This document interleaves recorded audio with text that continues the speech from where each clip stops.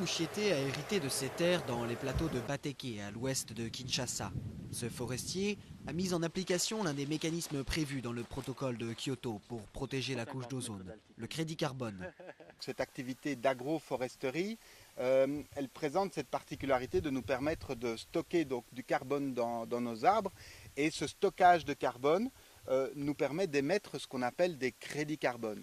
Alors les crédits carbone, c'est quoi? Eh bien, c'est la garantie qu'il y a au moins 1 tonne de carbone qui est stockée ici dans nos arbres. Et plus on stocke de carbone, moins on endommage la couche d'ozone. Depuis 2008, au moins 1800 hectares ont été plantés.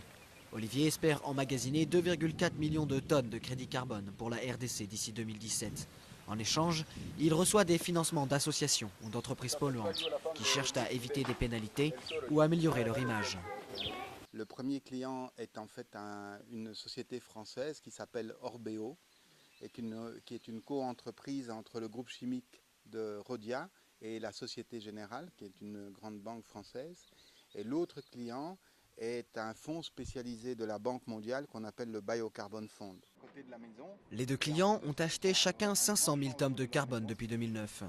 Mais avant que l'argent soit versé, il faudra qu'un expert indépendant évalue les résultats. Un mécanisme pas toujours facile à vivre pour les sylviculteurs.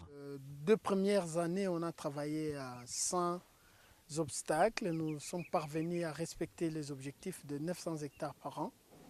Mais là, nous avons un petit retard, le manque de financement pour pouvoir nous soutenir pendant la 3e année. Le projet prévoit aussi la plantation du manioc et la vente de charbon de bois. Il aide à nourrir et fournir en combustible la population congolaise. Et réduit le taux de chômage en faisant travailler 350 personnes. Mais l'arrivée tardive des financements prive parfois de salaire ces employés.